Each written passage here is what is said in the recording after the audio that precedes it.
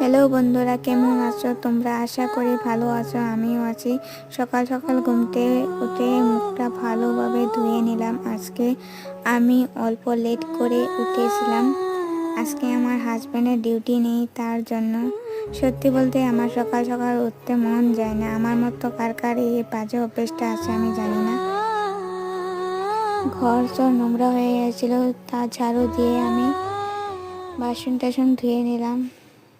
মেয়ে মানে হয়েছি, কাজ তো করতেই হবে, তাই না?